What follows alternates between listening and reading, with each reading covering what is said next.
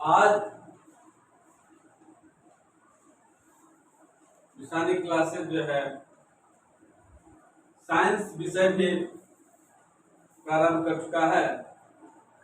Science विषय और गणित का सिलसिलेवार क्रमबद्ध रूप से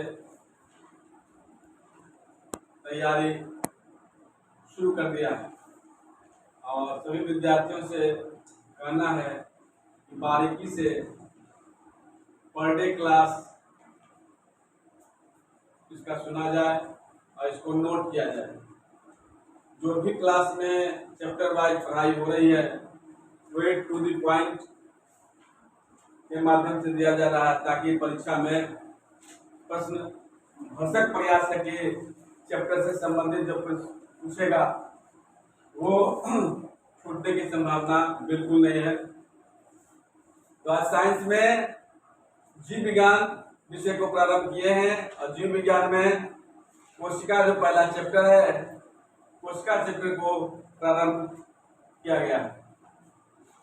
तो कोशिका जो है जीवन की अथवा जीवों की रचनात्मक क्रियात्मक इकाई है। जीवों की रचनात्मक एवं क्रियात्मक इकाई है। और कोशिका के बारे में सबसे पहले विचार देखा था एंटोनी वॉन ल्यूवेनहोक ने।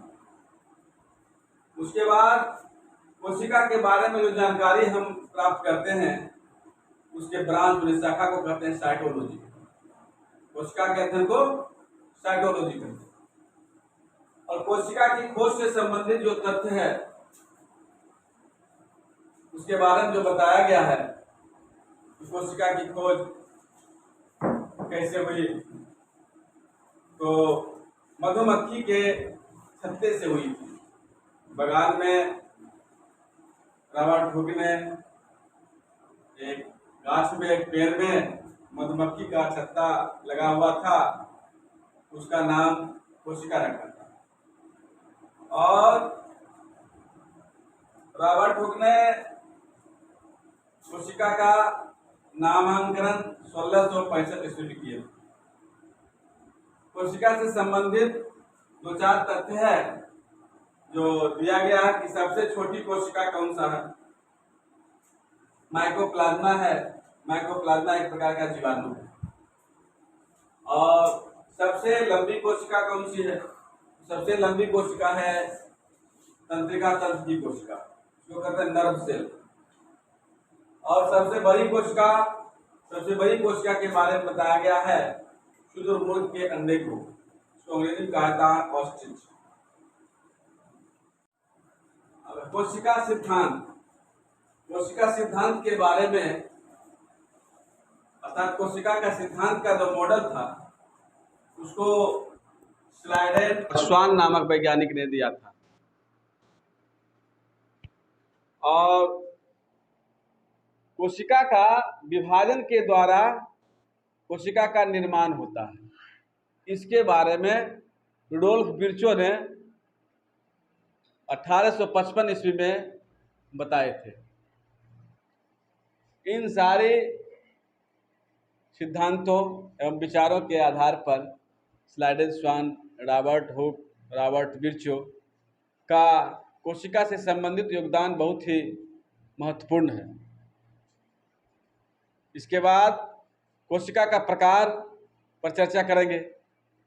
कोशिका के प्रकार कितने हैं? तो दो प्रकार है, प्रोकैरियोटिक, यूकैरियोटिक। और प्रोकैरियोटिक के आधार पर और यूकैरियोटिक के आधार पर भी कोशिका का अलग अलग प्रकार है। कोशिका का प्रकार, प्रोकैरियोटिक कोशिका, यूकैरियोटिक कोशिका। प्रोकैरियोटिक कोशिका में न्यूक्लियस नहीं रहता है, non nucleus cell in prokaryotic cell. DNA available in prokaryotic cell, यानी डीएनए पाया जाता है प्रोकैरियोटिक सेल में। जीवाणु ब्लू ग्रीन एल्गिन, नीला हरा शैवाल प्रोकैरियोटिक कोशिका में पाए जाते हैं। उसके बाद यूकैरियोटिक कोशिका। यूकैरियोटिक कोशिका में यानी यूकैरियोटिक सेल में न्यूक्लियस पाया जाता है। और है इसमें डबल मेम्ब्रेन पाए जाते हैं, डबल मेम्ब्रेन, दोहरी झिल्ली। उसके बाद है इसमें डीएनए के साथ साथ हिस्टोन प्रोटीन पाए जाते हैं।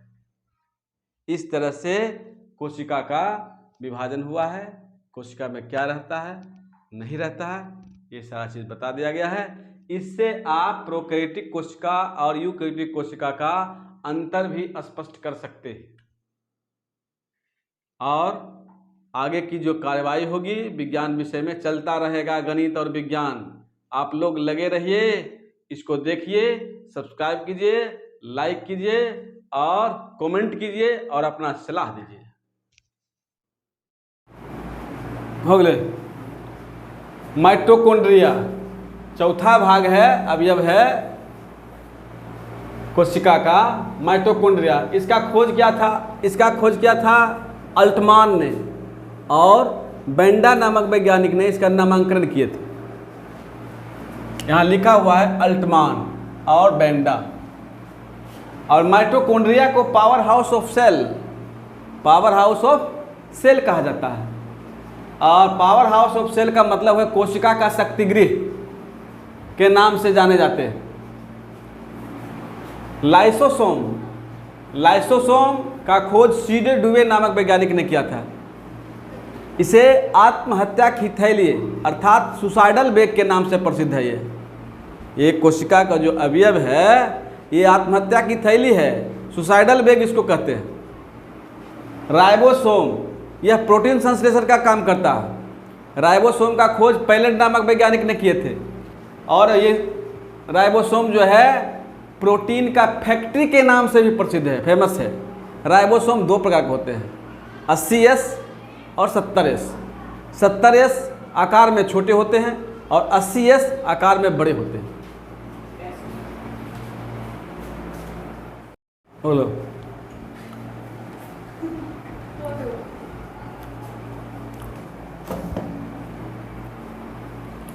अब है कोशिका का आंतरिक संरचना। कोशिका के आंतरिक संरचना, कोशिका का ये आकृति है। ये जो इसमें भाग में पाए जाते हैं वो सारे भाग हैं। पहला है कोशिका झिल्ली, कोशिका भित्ति, सेल वॉल इसको अंग्रेजी में कहते हैं। यह केवल पेड़ पौधों में पाए जाते हैं, पादपों में पाए जाते हैं। यह माने सेल वॉल जो है सेल्यूलोज की बनी होती है।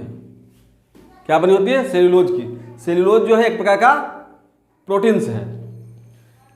यह पेड़ों को कठोरता प्रदान करता है।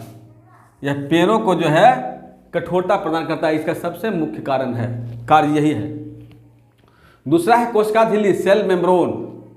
यह जो है कोशिका के अंदर सभी प्रकार के अवयवों को घेरने का काम करता है। ये घेरे रहता है, समझिए ये ऊपर का आवरण है। यह अर्धपारगम्य झिल्ली है। कोशिका के सभी अवयव इससे घिरे होते हैं, पहले ही बता दिए थे। अब है तारक काय, सेंट्रोसोम। सेंट्रोसोम का खोज किया था बोवेरी ने। यह जंतु कोशिका में पाया जाता है। देखिए बोवेरी ने खोज किया था, यह जंतु कोशिका में पाए जाते हैं। यह समसूत्री कोश विभाजन के द्वारा सेंट्रोसोम का कार्य करते हैं। मतलब विभाजन जो होता है समसूत्री विभाजन होता है इसमें, तारक काय में, सेंट्रोसोम में।